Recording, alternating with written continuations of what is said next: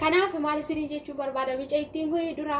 TikTok guddaa qabdi jechuudha karaa nyaataatiin nyaatuma akka amma argitan kana qofaa miti wantoota bakka dhugaa rabbii isiniin jedha gochi ishiin gootu appetaayitii nyaata namaa kan cufudha jechuudha ishiin kana qofaa miti jechuudha TikTok ishiin hojjechaa turte TikTok guddaa qabdi jechuudha dura naannoo 130 milaamniidha jechuudha kan ishiin qabdu egaa haa ta'u iyyuu malee micoo kana otuma ishiin nyaata kana wanta akkasitti ishiin gochaa jirtuuti madami shimal gooteni guyyaa tokko TikTok ishii agarte obboleetti ishii itti agarsiifnaani kana caala fuutee gara biyyaatti gaggeessite jechuudhaani gara biyyaatti gaggeessite jechuudha maaliif wanta nama jibbisiisu yookaan wanta namatti hin tolle gaafa hojjetanii unuufis gaarummaa hin qabu akkanuma isaaniifis gaarummaa hin qabu kanarra immoo darbineetiin nuti gola namaa keessadha waan ta'eef wanti akkasii tasuma nurraa eegamuu hin qabu jechuudha nurraallee hin barbaachisu jechuudha inni kun maaliif jennaani kaayyoon nuti manaa baanee hojjetannee dalagannee jiraachuu jijjiiramuudhaaf dha malee wanta kana hojjenneetiin miti jechuudha kaleessas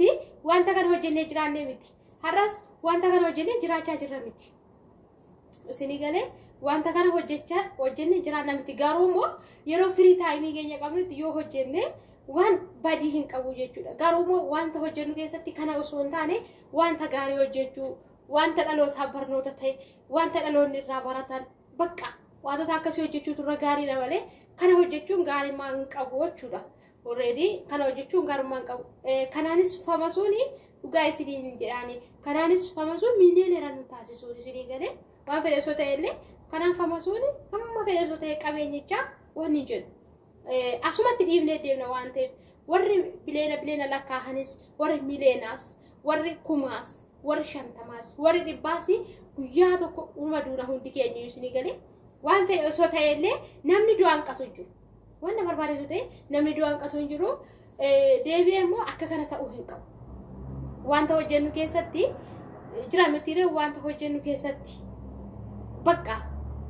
gaarummaan isaa unuuf xiqqaadhaan isinii galee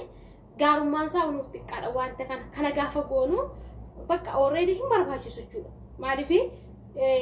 famasuu barbaanna yoo ta'e yookaan TikTokiin keenyas YouTubein keenyas akka nuu guddatu yoo barbaada ta'e kana hojjennee osoo hin taane wanta gaarii hojjennee isinii galee wanta namni nurraa barachuu danda'u wanta dhaloonni nurraa barachuu danda'an waan kaan isa kaan miti amma gaafa kana gadhiin nuti dhalli keenya boruu bakka wanta waraqata qabatee fi wanti gowwaan qabate hin gadhiifamuu jedha Oromoon gaafa mammaa kana jechuun wanta social media kun qabate amma fedhatu ta'ee hin baduun sibiraa atatoo balleessitee sibiraa bada malee nama bira jiraachuu danda'a isinii galee amma fedhatu ta'e anamma viidiyoo tokko dalageen ture yeroo darbe viidiyoo kana osoo hin taane viidiyoo maatii faana wal qabu tokko dalageen ture garuu viidiyoo sun balleessanii amma viidiyoon sun hin banne namoota biraa isinii galee kanaaf waan tokko gaafa hojjennu itti yaadnee hojjechuu nurra jiraata itti yaadnee hojjechuu qabna malee bakka namni kana godheef namni sana godheef abalu sun godheef bakka namni nu geerraafamaseef dhugaa rabbiin hojjetu waan akkasii sababni isaayyuu nuti biyya kana keessatti dhugaa isiniin jedhamu mucaa kana qofa osoo hin taane fakkeenyaaf namni biraa osoo akkas godhu osoo agartee amma fiddeen agarsiifte maal jechuu ishiitiin agarsiisuu ishii maaliif fida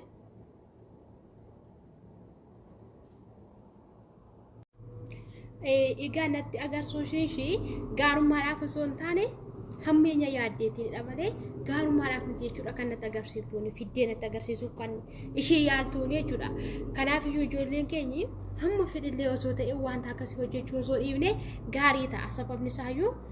tokko fakkeenyaaf wanta nuti kana gaafa goonu maatiin keenya ilaaluu danda'u hawaasni naannoo keenya ilaaluu danda'a akkasuma abbaa manaan keenya ilaaluu danda'a kun immoo eenyuma biratti iyyuu fudhatama nuuf hin kennuuni har'aa fi namni hoy jedhee cabeellee followers ittiin argachuu dandeenya akkasuma view illee guddaa argachuu dandeenya jechuudha garuu immoo dhumni isaa maal ta'a bakka hawaasa naannoo faana maatii faana bakka jiraannu faana walitti dhufuu isaanii kun immoo gaafa akkas ta'e kufaatii diinagdee keenya akka mul'isu beekamaadha jechuudha kufaatii diinagdee keenyaa mul'isaanii gaafa kufaatii diinagdee keenya irratti dhiibbaa guddaa gahe immoo maal ta'a unuma mataa keenya irratti dhiibbaa guddaa gahaa jechuudha isinii galee unuma mataa keenya irratti rakkoo guddaa fidaa jechuudha kanaaf iyyuu waan tokko gaafa hojjennu osoo hin hojjetiin dura itti yaaduu qabna isinii galee osoo hin hojjetiin dura itti yaaduu qabna maalaan hojjedhaa wanta kana yoo hojjedhe eenyu faana walitti na buusa wanta kana yoo hojjedhe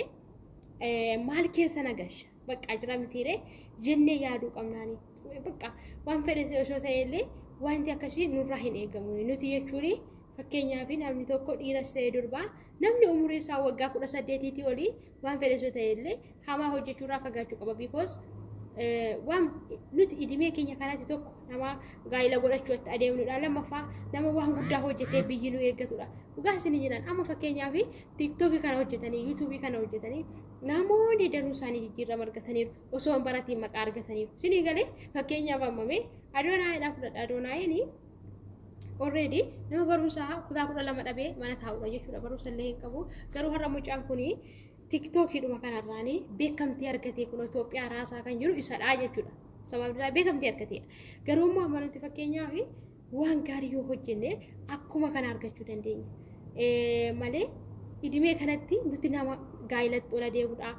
Bakka waa hedduutu nu eeggata. Yoo gaarii hojjenne malee immoo wanti kun gara beekamtiitti yookaan gara beekumsaatti nu fiduu cirumaa hin danda'u. Sababni isaa fakkeenyaaf micaitti yeroo darbee stage irratti qullaa baate sun yoo fudhanne micoon suni folorsi guddaa haa qabaattu malee view gurguddaa haa qabaattu malee har'a maal gocha harti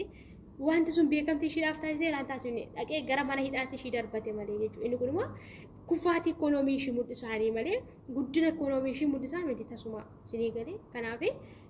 waan tokko gaafa hojjennu kan dhaloonni irraa baratan kan itti jijjiiramni argamu isinii galee malee zim jennee ormi nyaateef nyaanna miti akka garaan keenya ni fudhateetti nyaanna malee ormi haasa'eef haasofna miti amma beekumsa keenyaatti kan nuti haasofnu mitiire akkasuma immoo bakka ormi waan tokko nan tarkaanfadha jedhee nan tarkaanfadha miti akka hin danda'uttan tarkaanfadha akka hin danda'uttan hojjedha malee inni tokko namni dhugaa rabbi mishoo tokkos beektanii ishii nyaata akka malee nyaata tokko ruuzii faa minaamni kan nyaata tokko irratti gubate TikTok ishii sababni isaayyuu ijoollumti keenya ijoollumti TikTok ati hamaa hojjete taanaan sirran kaa'anii su jalaa gubuuni kanaaf waan tokko gaafa hojjennu probability wal bukkee qabne jechuudha waan hunduma isaa wal madaashifne hojjechuu qabna malee akka fedha keenyaatti hin ta'u akka fedha keenyaatti adeemna yoo jenne osoo wanti hundumtu akka fedha koo naafaa ta'u akka fedha koo tan jiraadha osoo jedha ta'e maaltu mana kana keessan adeemsisa isinii galee hin ta'u akka fedha kootti jiraachuu hin danda'u ani nama tokkodha waan ta'eef na duuba nama meeqatu jira na fuuldura nama meeqatu jira nama meeqatu immoo abdiin irra keewwateera waan kana yoo hojjedhe wanta gaarii kana yoo hojjedhe nama meeqatu abdiin irra keewwateera bakka kana yaaduu qaba yoo kana yaanne ta'e homaa tokko gatii hin qabnu nuti jechuudha dhugaa rabbi isiniin jedhaanii kun amma barumsa guddaadha akka kootti barumsa guddaa ishirraan fudhadhaanii maaliif jennaanii micoon kuni teessee kan hojjetachuu maltu har'a waan hin taane hojjettee gara biyyaatti gaafa deebitee galtee kanadha kun bu'aan isaa fi advaanteejii inni qabu isa kanadha jechuudha argitanii maaliif yoo gaarii hojjenne fakkeenyaaf amma manuma mana jirru keessatti yoo nuti gaarii hojjenne akka nuti isaan biratti waggaa dabalan